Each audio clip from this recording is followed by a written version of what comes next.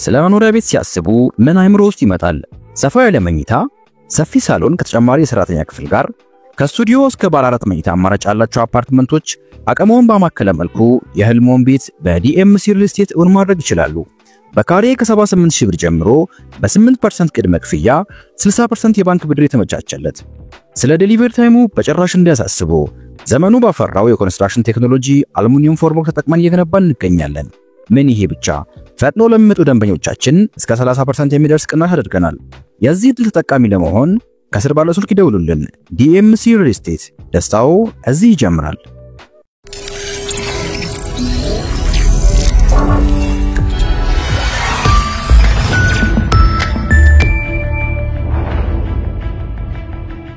ይህ አዋዜ ሰበር ነው።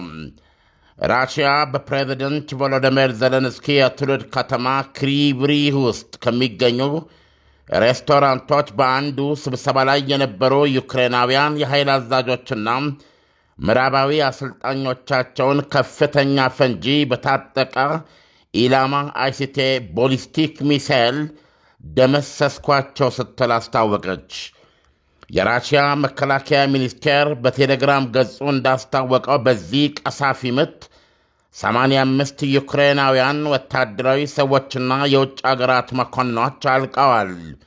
እንደዚሁም ወደ 20 የሚደርሱ ተሽከርካሪዎች ወድመዋል። ይሁንና ዩክሬን ቁልፍ የጦር ሰዎቿንና የውጭ አገራቱን መኮንኖች እንዳጨደ ከሞስኮ የሚነገረውን ዜና ፉርሽ የሚያደርግ ማስተባበያ ትሰጣለች። እንደ ዩክሬን ከሆነ የዜሌንስኪ እትብት የተቀበረባት እዚች ከተማ ላይ ትናንት የደረሰው ምጣት መኖሪያ ቤቶችን ያደባየና የ18 ሰዎችን ሕይወት የቀጠፈ መቅሰፍት ነው። 9 ሕፃናቶችም ተገድለዋል ትላለች። ከ50 በላይ ሰዎች ቆስለዋል። አያሌ መኖሪያ ቤቶች ተንደዋል ትላለች። ዜሌንስኪ በተለመደ ምሽታዊ በቪዲዮ የተቀረጸ መልእክታቸው በሚሳኤሉ ለተቀሰፉ ቤተሰቦች በሙሉ ሐዘናቸውን ገልጸዋል። ብዙዎቹ ቆስለዋል፣ መኖሪያዎች ወድመዋል ሲሉ አክለዋል። ሚሳኤሉ ከመኖሪያ ሕንፃዎች አጠገብ የሚገኝ የሕፃናት መጫወቻ ሜዳና መንገዶችን የመታ ነው ትላለች ዩክሬን። ራሽያ በዚህ ሳይበቃት ኬርሶን ውስጥ አንድ የኤሌክትሪክ ማመንጫ ተቋምን በሰው አልባ መታለች ስትልም ታመለክታለች። ዜሌንስኪ በንግግራቸው እንዲህ አይነቶቹ ጥቃቶች ያጋጣሚ ሊሆኑ አይችሉም፣ ራሽያ ተቋሙ የኤነርጂ ተቋም መሆኑን ታውቃለች ብለዋል። ራሽያ ለአሜሪካ ቃል በገባችው መሠረት እንዲህ አይነት የኤነርጂ ተቋማት ከጥቃት መጠበቅ ነበረባቸው ብላለች። በዜሌንስኪ የትውልድ ሀገር ክሪቭሪህ የደረሰው ይህ በላ ራሽያ እንዳቀረበችው ከሆነ ግን ዩክሬን ቁጭቱና ጸጸቱ ከወደማይወጣ ቅስም ሰባሪ ምት አርፎባታል። ይሁንና ዜሌንስኪ ምዕራባውያን ሞስኮ ላይ የበረታ ጫና እንዲያሳድሩም የተለመደ እግዚኦታቸውን አሰምተዋል። የራሽያ ቃል ኪዳኖች በሙሉ መጨረሻቸው ሚሳኤሎች፣ ሰው አልቦች ቦምቦችና ወይም መድፎች ናቸው ብለዋል ዜሌንስኪ። ለነሱ ለራሽያኖች ዲፕሎማሲ ማለት ምንም ማለት አይደለም ሲሉ አክለዋል። ትናንት በብራስልስ የኔቶ ውጭ ጉዳይ ሚኒስትሮች ስብሰባ ላይ ታድመው የነበሩት የአሜሪካ ውጭ ጉዳይ ሚኒስትር ማርኮ ሩቢዮ ራሽያኖች ለሰላም ፍላጎት ይኑራቸው አይኑራቸው እያጠናን እየተመለከትን ነው ብለዋል። ስለ ሰላም ምረኛ ይሁኑ ወይም ቀልደኛ ሊያረጋግጥልን የሚችለው ተግባራቸው ብቻ ነው። ይህንንም በሩቁ ሳይሆን በቅርቡ ለማረጋገጥ እንችላለን ብለዋል። ይህ በእንዲህ እንዳለ ፕሬዚደንት ዶናልድ ትራምፕ በዚህ ሳምንት ከፕሬዚደንት ፑቲን ጋር ይኖረኛል ያሉት የስልክ ውይይት ሳይካሄድ ቀርቷል። ወደ ዋሽንግተን ተጉዘው የነበሩት የራሽያ የሀብት አስተዳደር ኃላፊ ዲሚትሪየቭ ደርሰው ከመጡ በኋላም የዩክሬን ተኩስ አቁም ጉዳይ በዝምታ ተውጧል። በሆነ የዓለም ከተማ በጠረጴዛ ዙሪያ ተቀምጠው እንደሚታዩ በከፍተኛ ጉጉትና እምቢልታ የተነገረለት የትራምፕና ፑቲን የፊት ለፊት ግንኙነት ወይም ውይይት የሩቅ ትዝታ እየመሰለ መጥቷል። የስልክ ንግግራቸውም ቢሆን ሳንካ እያገኘው ነው ተብለዋል። የትራምፕ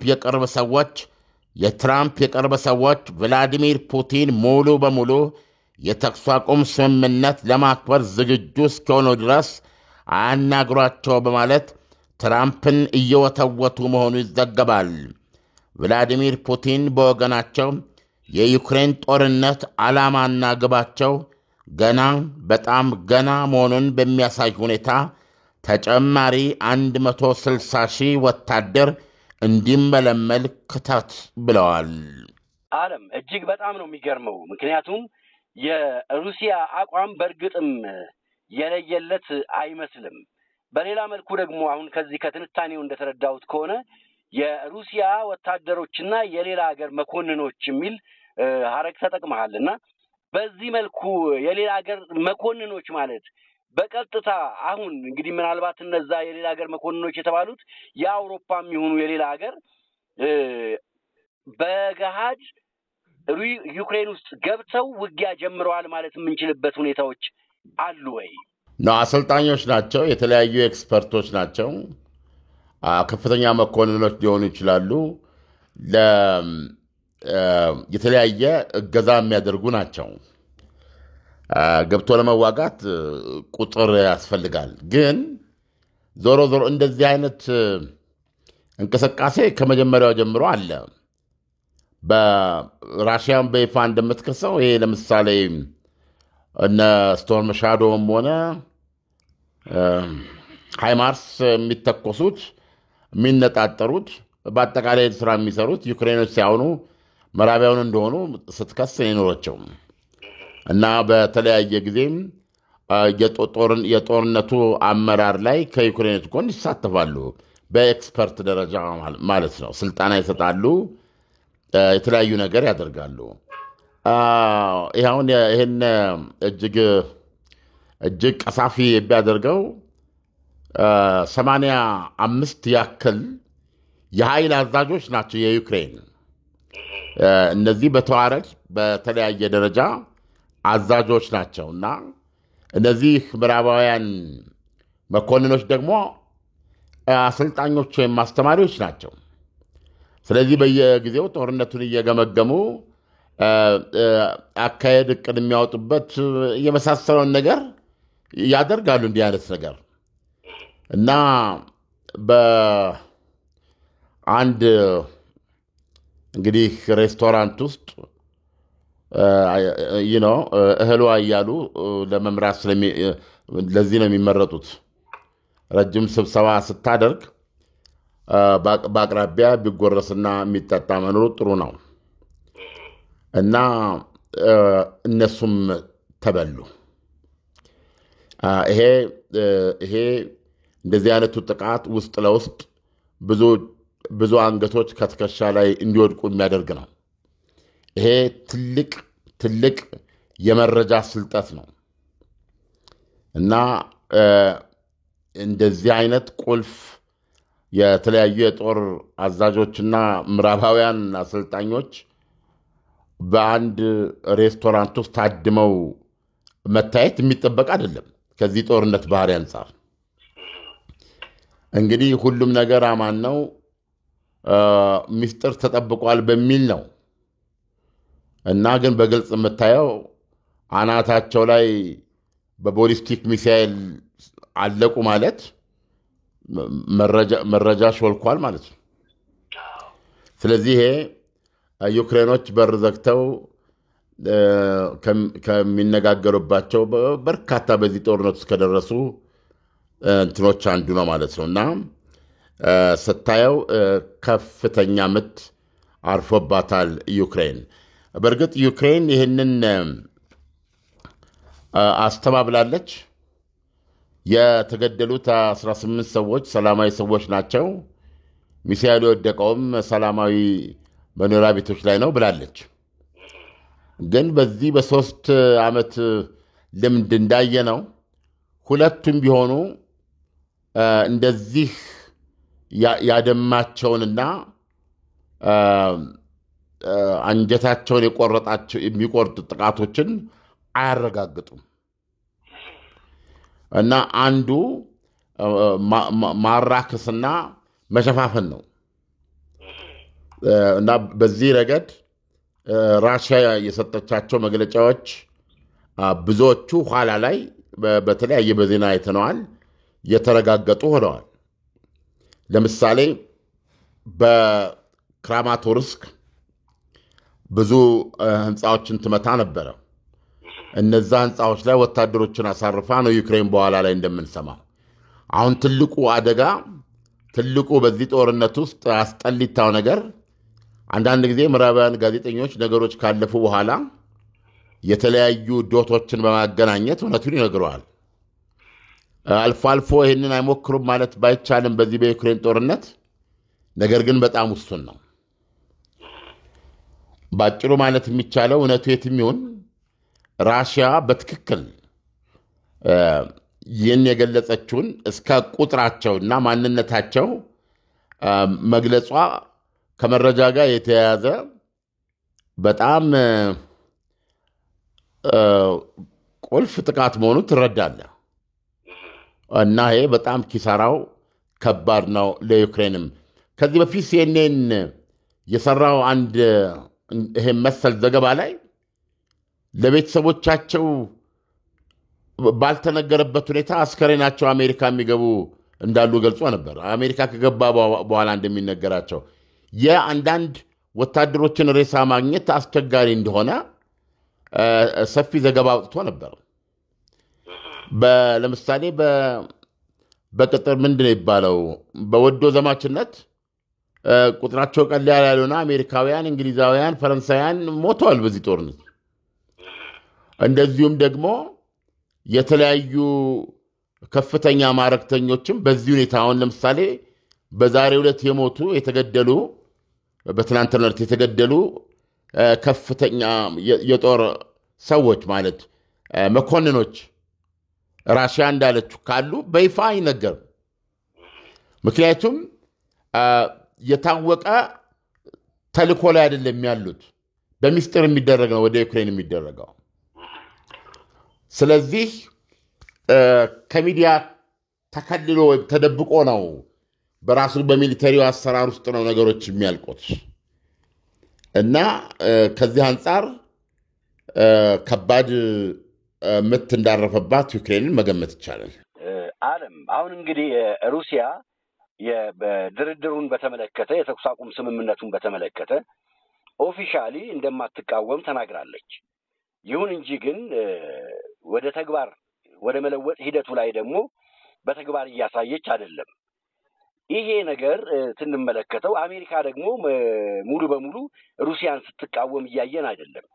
ጎን ለጎን አንዳንድ በጋራ የሚሰሯቸው ነገሮች ላይ እየተወያዩ ነው ያሉት እና ይሄ ነገር ወዴት ነው የሚያመራው?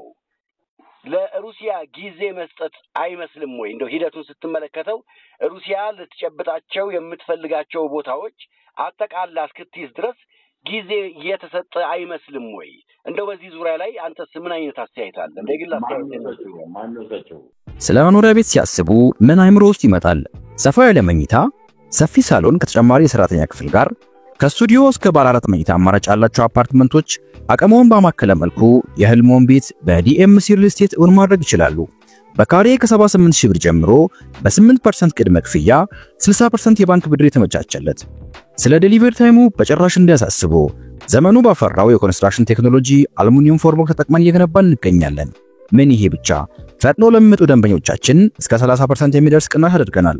የዚህ ድል ተጠቃሚ ለመሆን ከስር ባለው ስልክ ይደውሉልን። ዲኤምሲ ሪል ስቴት፣ ደስታው እዚህ ይጀምራል። ዶናልድ ትራምፕ 4 ድስት ጥዳ እንደምትቀናበስ ባልቴት ሊታዩ ይችላሉ። በዚህ ጉዳይ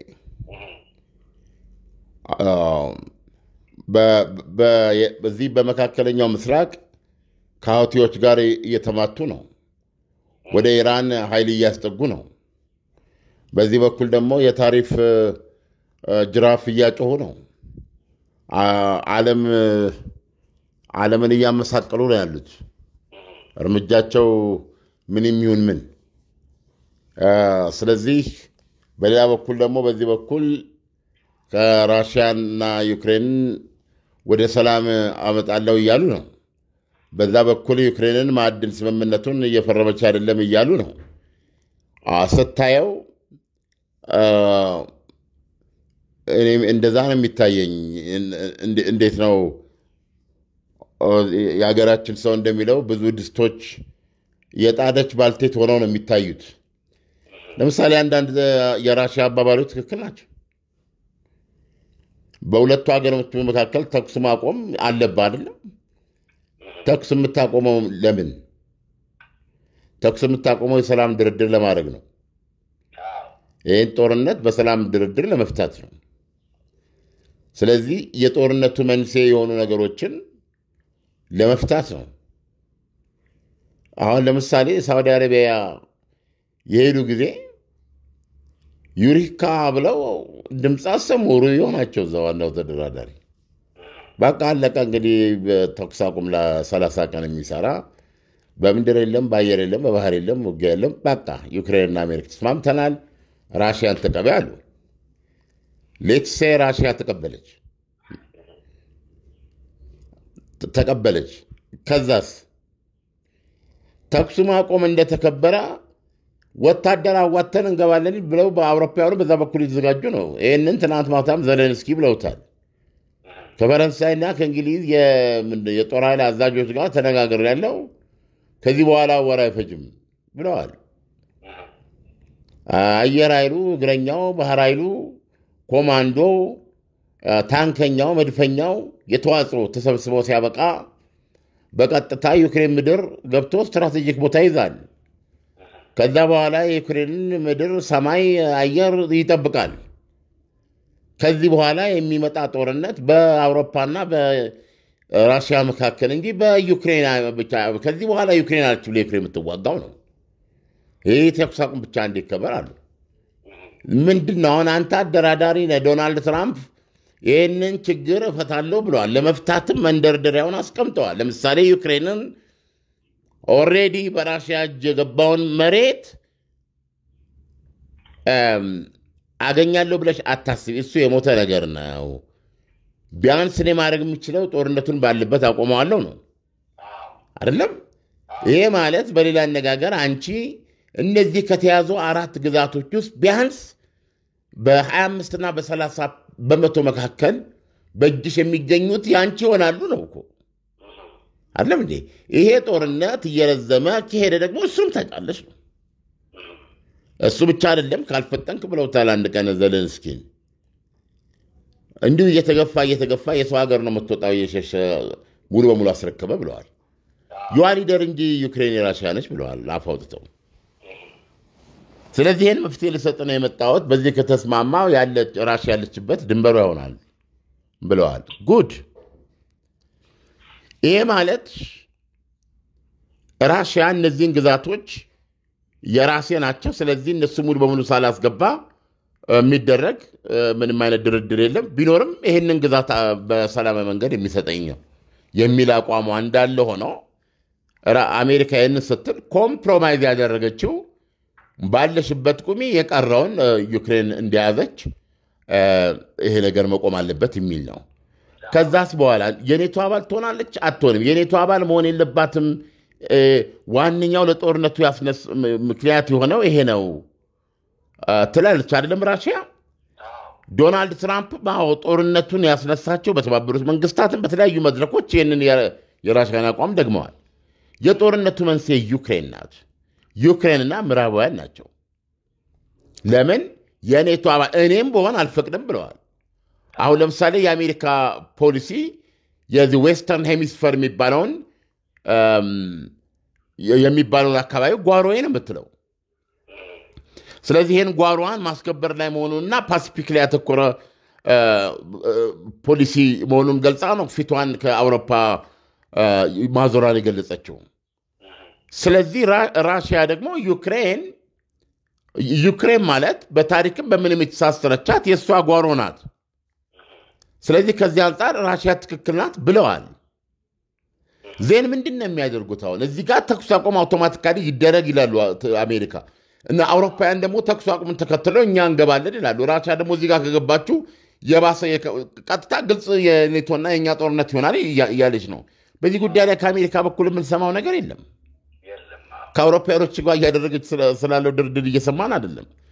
ዘለንስኪም አሁን ይህን እየተናገሩ ነው ያሉት።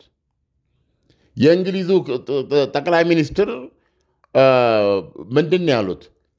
እስኪ ወንድ አንዴ እኛ እዛ ከገባን በኋላ የእንግሊዝና የፈረንሳይ ወታደር ገብቶ የተኩስ አቁም የሚደረግበትን መስመር ተከትሎ በአጠቃላይ ዩክሬን በመጠበቅ ሂደት ላይ ያለ እስኪ አንድ ጥሰት እያድርግ ፑቲን ወንድና ሴቱ ይለያል ነው ያሉት። አሁን ተኩስ አቁም መድረስ ጥሩ ነገር ነው፣ ግን በራሽያ በኩል የሚቀርቡ ጥያቄዎች ይፈታል ወይ ነው።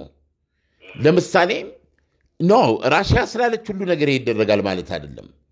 ነገር ግን ይሄንም በዚህ የሚታይ ነው። ለምሳሌ ስታደራደር የምትላቸው ነገሮች አሉ። አንደኛ የኔቶ አባል አቶኝም ብለዋል ቭላዲሚር ፑቲን፣ አቶኝም ብለዋል ዩክሬን። ነገር ግን ባለፈው ባቀረብነው ዜና ላይ አሁን በጣም ዝነኛ እየሆነ የመጣ ይሄ ምንድነው የሀብታሞች ምን ይበል ቦርጭ ማቅለጫ ይሄ ምንድነው ምን ጨዋታ ነው የሚሉት? አዎ ጎልፍ ጨዋታ ላይ መካሪዎቻቸው ብዙ ናቸው። ለምሳሌ አንድ ስማቸውን አልመጣ እንደ አክራሪ ሪፐብሊክ በጣም ተሰሚነት ያላቸው ናቸው። እሳቸው ምንድን ነው ያሉት? ከዚህ በኋላ የተኩስ አቁም ስምምነቱንም ሆነ እኛ የምንለውን እንዲያደርግ ሊሰጠው የሚገባው ነገር ይሄን አድርግ፣ ተኩስ አቁሙን ተቀበል፣ አውቶማቲካሊ እምቢ ያልክ እንደሆነ ዩክሬንን የኔቶ አባል እናደርጋለን ይባል ነው። ምንድነው አሁን የምንፈልገው? እኛ እንደ ዓለም ሆነን ገብተዋል። እኛ እንደ ዓለም ሆነን ይሄ የዩክሬን ጦርነት የነሱ የውክልናና የተጽዕኖ አድማስ የትልልቅ ኃይሎች ፍልሚያ ብቻ ሳይሆን ነገ እንደ ሰው ከዚህ ምድር የሚያጠፋን ነው። ስለዚህ ሶስተኛ ዓለም ጦርነትን አንፈልግም ነው። ዶናልድ ትራምፕንም እኮ የተቀበልነው ይህን ጦርነት ዓለምን ከሶስተኛ ዓለም ጦርነት አድናለሁ ስላሉ ነው። አሁንም ምንድነው የሚባለው? ምንድነው ይሄ ጨዋታቸው? አሁንም ጎልፍ እየወረወሩ በዙሪያቸው ያስቀመጧቸው ሰዎች አረ ጆ ባይደን ይሻልን ነበር የሚያስብል ሁኔታ ውስጥ እንዲገቡ የሚያነሳሷቸው ሰዎች በሆኑበት ሁኔታ የራሽያ 160 ሺህ ጦር መመልመሏ ሂደቱ የአሁኑ ይባስ ሊሆን እንደሚችል ነው የምነግርህ። ፕሮባብሊ ነው የምነግርህ። ፕሮባብሊ ዓለም የፈራው ጦርነት ሊጋፈጥ የሚችልበት ሁኔታ ሊመጣ እንደሚችል የሚያሳየው። ስለዚህ አሁን ምንድነው ምንድነው ይባለው እንኳን በሀገሮች መካከል በግለሰቦች ደረጃ እንኳን እንደዚህ አታስታርቅ አትችልም። እና እንዲህ አይነት ሰላም ሰሪነት በጣም የተወሳሰበ ነው። እና ዶናልድ ትራምፕ ደግሞ እስካሁን ያለ ታሪካቸው ወይም ደግሞ ይሄ የማዋል ብቃቴ ልምድ የሚሉት ነገር እስካሁን ፍሬ አፍርቶ ማየት መቻል አለብን። ስለዚህ እንደዚህ ያሉ ጉዳዮች በተዝረከረኩበት ሁኔታ ተኩስ አቁምን ራሽያ እንድትቀበል ማድረጉ እሺ ተቀበለች እንበል ራሽያ ተኩስ አቁሙን፣ ከዛ እንዴት ነው ፕሮሲድ የሚያደርገው? በጣም ከባድ የ30 ቀን መሆኑን ይቅር 6 ወር ተኩስ አቁም ተቀበለች ራሽያ። ምን ማለት ነው? ራሽያ ትረስቷን አሜሪካ ላይ ማስቀመጥ አለባት ማለት ነው።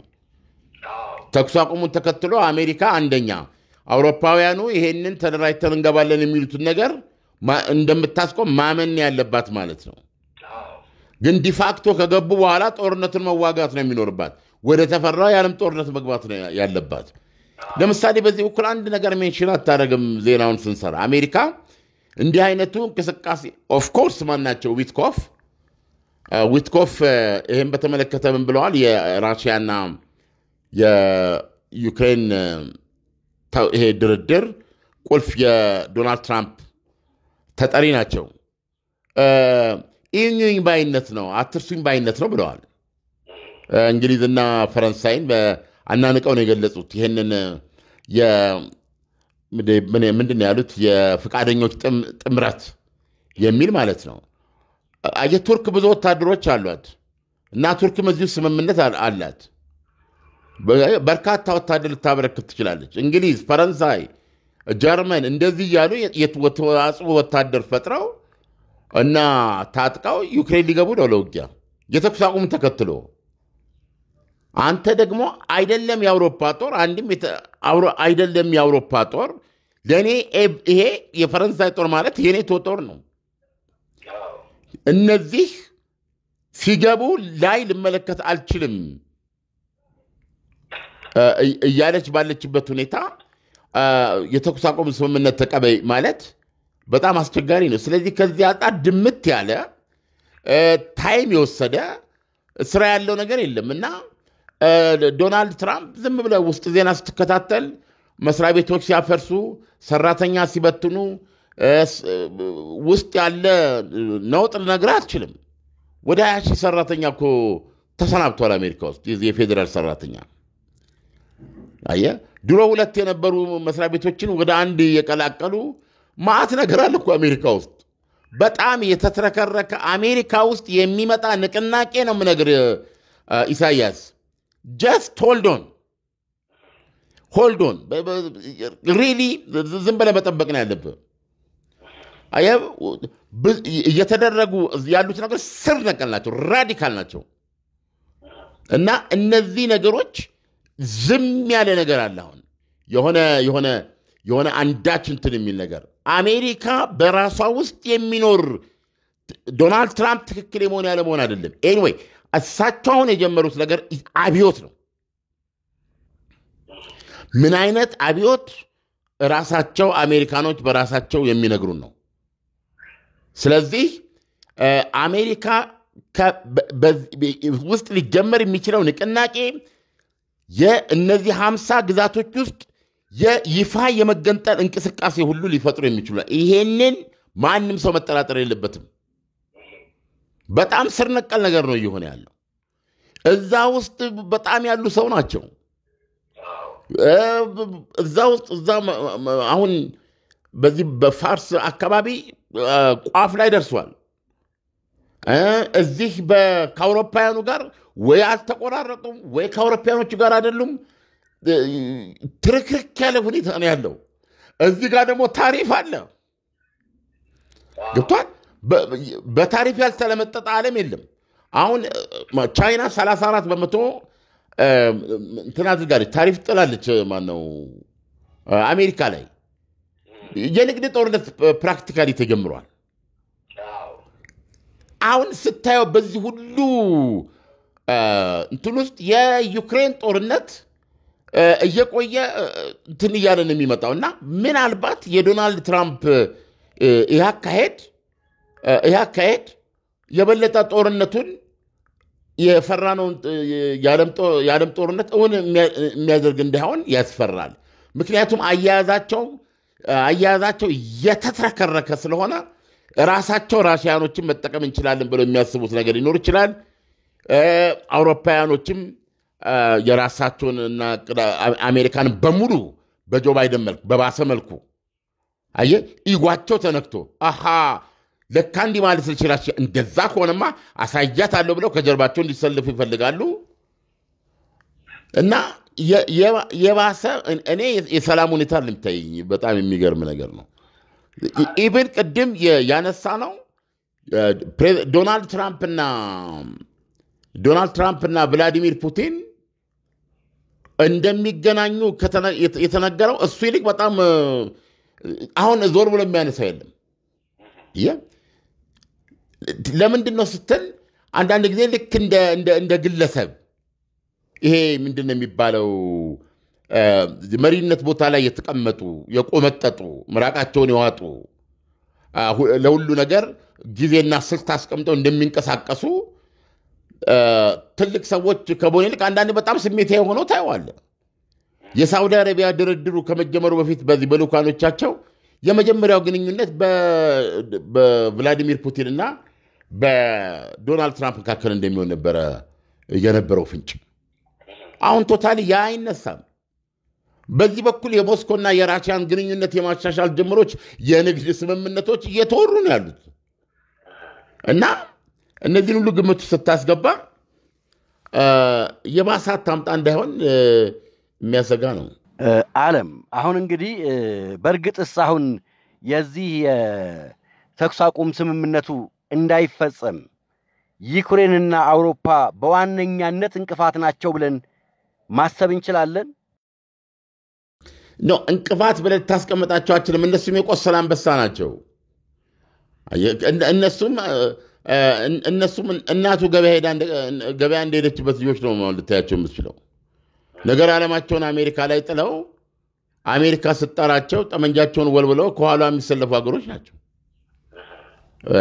ይሄ ነው እና ዋነኛዋ ይሄ ነበር። ስለዚህ አሁን በዚህ መልኩ ቅስማቸውን በሚሰብር መልኩ እንደውም ይሄ ምክትል ፕሬዚደንቱ ጄዲ ቫንስ በተለይ አውሮፓን ይጣላል ብለው የሚወነጅሉ ሰው ላይ ከፍተኛ ንቀት አለው እና አሁን አውሮፓን እንደ አልቀት ነው የሚቆጥሩ። አልቀት ሳይሆን ምንድነው ፓራሳይት ወይም እነዚህ በጣም ራስ ወዳድ የሆኑ ፍራሽ ላይ ሲንከባለሉ የሚውሉ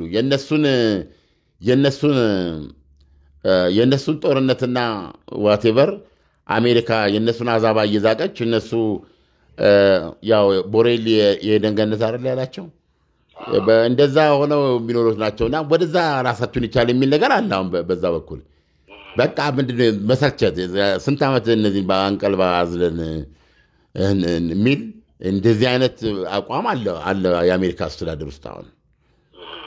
አሁን በዚህ ውስጥ እነሱ ማሳየት ይፈልጉን ነገር ደግሞ በጣም መጥፎ ነው።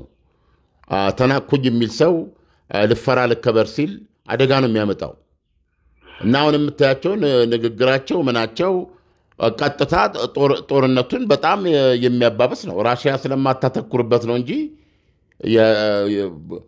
ከመቼውም ጊዜ በላይ አንድነታቸውን እያሳዩ ነው ያሉት እና አውሮፓ ያለ አሜሪካ ራሷን መጠበቅ እንደምትችልና የዚህም ማሳያ ዩክሬንን ከራሽያ መመንተፍ መሆኑን አምነው እየተንቀሳቀሱ ነው ያሉት። ልነገርኩ እኮ ወታደር ዳስገባለን አሉ። ትናንት እኮ የሰጋ ነው። ለምንድን ነው ሃይማርስ ሲሰጥ ወደ ዓለም ጦርነት ልንገባ ነው፣ ስቶርም ሻዶ ሲሰጥ ወደ ዓለም ጦርነት ልንገባ ነው አይደል እያልን ስንል የነበረው። አሁን እኮ ኔቶ ሊገባ ነው የምልህ። የፈረንሳዩ ፕሬዚደንት ማክሮን እኮ የሚለው የኒውክሌር ከለላ ለአውሮፓ መስጠት ይችላል፣ ወታደሮቼ አይዶን ነው የሆነ 101ኛ 103ኛ ይባል ኮማንዶ ቡድን ሊያስገባ ይችላል። የፈረንሳይ ሚራዥ ጀቶች የዩክሬንና የራሽያን የአየር ክልል ያስከብራሉ ማለት ምን ማለት ነው? ገብቷል? ምን ማለት ነው?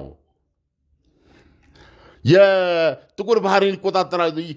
ጥቁር ባህር ላይ ማን ነው የዩክሬንን የባህር ግዛት ያስከብራሉ ማለት ምን ማለት ነው? ምንድነው የጦርነቱ ዓላማ? የጦርነቱ ዓላማ ምንድነው? አሁን አንተ ሩሲያን ሆነ ስታስብ አሁን የጦርነቱ ዓላማው እንግዲህ ሩሲያ ከመጀመሪያው ጀምሮ እንደተናገረችው የኔቶ አባል መሆን የለባትም ነው ዩክሬንን። በዚህ ምክንያት ነው የተነሳው ሩሲያ የራሷ ሩሲያኛ ቋንቋ ተናጋሪዎችን ወደ ራሷ እሱ ሌላ ነው። አሁን አውሮፓያኖች የሚሉት ለምሳሌ በተግባር እየሄዱበት ያለ አሜሪካ ምንም አስተያየት የማሰጥበት ነው። የእንግሊዝ ቶርኔዶ የዩክሬንን የአየር ክልል አስከብራለሁ ብሎ በሚንቀሳቀስ ምን ማለት ነው ለራሽያ? ይሄ ከ3 ዓመት በፊት የገባቸው ጦርነት ምንም ያሳካው ዓላማ የለም ማለት ነው። ይብሱኑ የኔቶ አባላትን ማስፋት ብቻ ሳይሆን ቶታሊ አሁን ኔቶ ዩክሬንን ተቆጣጠረ ማለት ነው። ዩክሬንን ተቆጣጠረ ማለት ነው። አየህ፣ ይሄ ጦርነቱን በይፋ መጠየቅ ነው። የቦዲጋርድ ስራ ነው። ወንድ ከሆንሽ ከዘለንስኪ ጋር ሳይሆን ከኛ ጋር አድርጊው ነው። እዚህ ውስጥ የሚገኘው ነገር ምንድን ነው? ስለዚህ ይሄ የዶናልድ ትራምፕ የሰላም አካሄድ እውነቱን ለመናገር በጥሞና ለሚያየው ሰው የሚያስቅ ነው። ሲጀመር ከቭላዲሚር ፑቲን ጋር ያን ንግግር አደረጉ። የመጀመሪያው በስልክ ተነጋገሩ የተባለበት ቀን ላይ በሞስኮና በዋሽንግተን መካከል ስላለው ግንኙነት ማሻሻል ነው ያወሩት። በዚህ ተነካን አበድን ተተውን አሉ አውሮፓና ዘለንስኪ።